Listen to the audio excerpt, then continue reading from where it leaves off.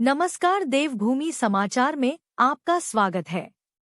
निवर्तमान जिला पंचायत उपाध्यक्ष पिथौरागढ़ व भारतीय जनता पार्टी के वरिष्ठ नेता कोमल मेहता ने देवभूमि समाचार से बातचीत में कहा कि आजादी के बाद की सरकारों के व वर्तमान भाजपा सरकार के कार्यकाल में सीमांत क्षेत्र के विकास की नीति में आमूल-चूल परिवर्तन आया है। पूरे देश में तेजी से विकास हो रहा है। सीमांत के साथ साथ पूरे देश में सड़कों का जिस तेजी से निर्माण किया गया है और जिस तरह जनता के हित के लिए डबल इंजन की सरकार दिन रात कार्य कर रही है, वह पीएम मोदी के विजन को दर्शाता है। हमारे साथ निवर्तमान जिला पंचायत उपाध्यक्ष कोमल मेहता जी हैं, भाजपा के वरिष्ठ नेता भी हैं। हम उनसे जानेंगे कि आज की सरकार और आजादी के बाद की सरकारों में जो सीमांत क्षेत्र में सड़कों का विकास हुआ, उसमें आप दोनों सरकारों की नीति पे क्या अंतर देखते हो सर? जोशी जी, धन्यवाद आपका। आपके दर्शकों का बहुत बहुत धन्यवाद, आभार। जिस तरीके से कि आपका प्रश्न है कि आज़ादी के बाद और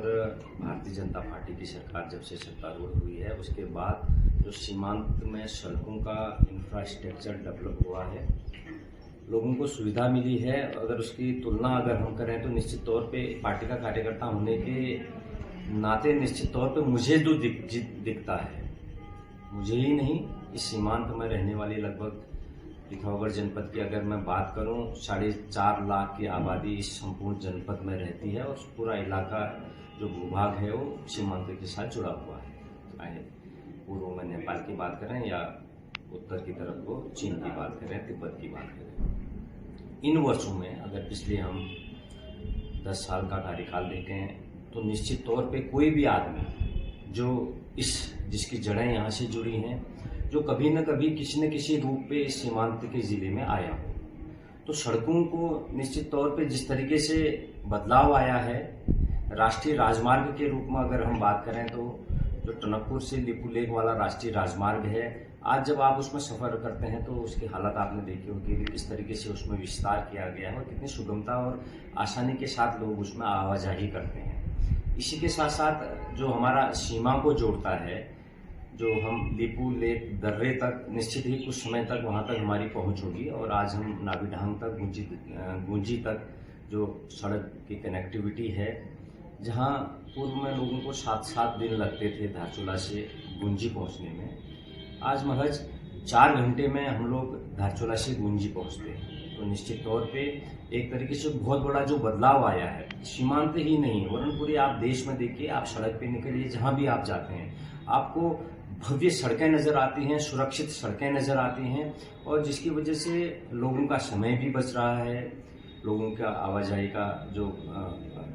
टाइमिंग जो है उसमें भी बहुत ज़्यादा समय बच रहा है और अगर फ्यूल के हिसाब से अगर हम देखें तो उसमें भी आदमी का बहुत ज़्यादा समय बचता है। और निश्चित तौर पे ग्रामीण राजमार्गों की बात करें, पिछले 10 सालों से प्रधानमंत्री सड़क योजना के माध्यम से जो भारत की अधिकांश जो जनसंख्या गाँवों में निवास करती है,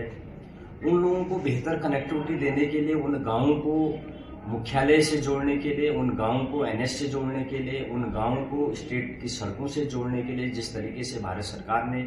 अटल जी की सरकार ने जिस योजना को चलाया था, प्रधानमंत्री सड़क योजना को, आज निश्चित तौर पे उन गाँवों की एक तरीके से तस्वीर बदलती हुई हमको सबको दिख रही है। और उससे भी बड़ी खुशी की बात यह है कि भारत सरकार ने PMJSY 4 के लिए जो जनसंख्या का मानक था उसमें इस बार शिथिलता दी है और जिन गांवों की आबादी 250 है, उन गांवों को भी PMJSY 4 के अंतर्गत उनको कनेक्टिविटी देने का जो सरकार का जो प्रयास है वो भी वर्तमान में गतिमान है। और इसके कारण आप देख सकते हैं कि अधिकांश जो बसासतें पहाड़ में हैं वो अपनी कनेक्टिविटी के साथ जुड़ेंगी। इसके साथ साथ ही मुख्यमंत्री ग्रामीण सड़क योजना हो, RWD के माध्यम से मेरी गांव मेरी सड़क योजना हो और विधायक निधि से, जिला पंचायतों से जो सड़कें करती हैं उनसे निश्चित तौर पे आज हम कह सकते हैं कि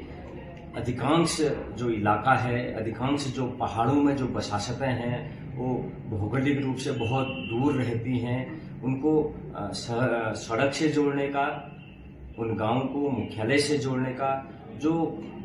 काम आज़ादी के बाद 75 सालों तक नहीं हुआ, वो काम भारतीय जनता पार्टी, वो काम इस देश के प्रधानमंत्री आदरणीय नरेंद्र मोदी जी के विजन से, वो काम